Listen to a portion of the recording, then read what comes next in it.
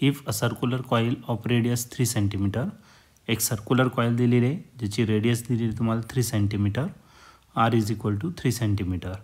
या सेंटीमीटरचं कन्वर्जन मीटरमध्ये करू. 3 × 10⁻² मीटर. पुढे हॅव्हिंग 10 टर्न्स, तर या ठिकाणी नंबर ऑफ टर्न्स दिलेले आहे. नंबर ऑफ टर्न्स आपण कॅपिटल एन ने रिप्रेझेंट करू. ते दिलेले तुम्हाला 10 टर्न्स.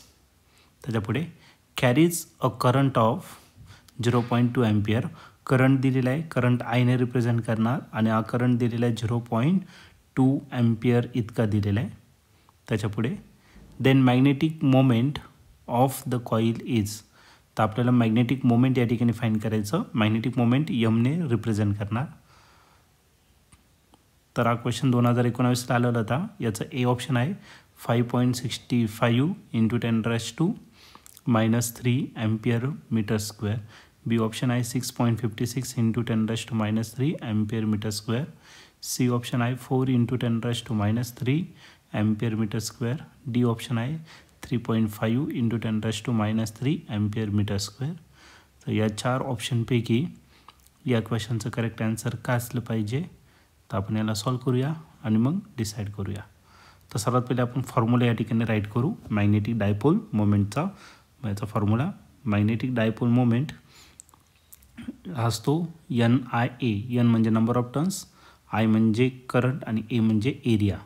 आता एरियाच्या जागी आपण πr² टाकून देऊ. आता या सगळ्या व्हॅल्यू आपल्याला माहिती आहे, या व्हॅल्यू आपण याच्यात पुट करून टाकू. एन दिलेलं आहे तुम्हाला 10, आय दिलेलं आहे 0.2, पायची व्हॅल्यू 3.14 आणि आर जो दिलेला आहे तो दिलेला आहे 3 × 10⁻². त्याचं काय करायचं आपल्याला स्क्वेअर. आता 10 आणि 0.2 याचं काय करू आपण मल्टिप्लिकेशन. याचं जर मल्टिप्लिकेशन केलं तर याचं मल्टिप्लिकेशन येईल तुम्हाला 2 डायरेक्ट. मग यम इज इक्वल टू किती 2 × 3.14. 3चा जर स्क्वेअर केला तर 3चा स्क्वेअर 9 आणि 10⁻² जो आहे त्याचा स्क्वेअर केला तर 10⁻⁴.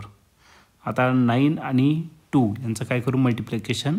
मग 9 2 किती येणार किंवा 6 ने याला मल्टिप्लाय 2 आणि याचं मल्टिप्लिकेशन करू. मग 2 × 3.14 किती झाला 6.28 × 9 × 10⁻⁴. 9 ने याला मल्टिप्लाय करून घ्या. मग यम इज इक्वल टू 9 8 जा 72, 7 कॅरी गेला. 9 2 जा 18, 18 + 7 जर घेतला 25 कॅरी गेला 2. 9 6 जा 54 आणि हा +2 किती झाला 56 झाला. ओके 56.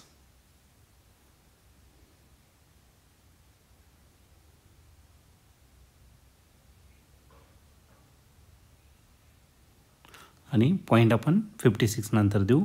10ची जी पॉवर आहे 10ची पॉवर राहिली 10⁻⁴. मग काम करा आता पॉईंट शिफ्ट करून घेऊ. मग 5.656 भेटेल. 2 × 10⁻³ किती होणार -3 आणि याचं जे युनिट आहे ते एम्पियर मीटर स्क्वेअर. मग हे आपलं फायनल आन्सर असेल. म्हणून मॅग्नेटिक मोमेंट जो आहे तो किती असेल 5.65 × 10⁻³ एम्पियर मीटर स्क्वेअर. आणि या ठिकाणी तुम्ही ऑप्शन जर बघितलं तर ऑप्शन नंबर ए जो आहे तो या ठिकाणी आपला करेक्टली मॅच होतो आहे. म्हणून या क्वेश्चनचं करेक्ट आन्सर ऑप्शन ए असेल. ऑप्शन ए म्हणजे काय 5.65 × 10⁻³ एम्पियर मीटर स्क्वेअर.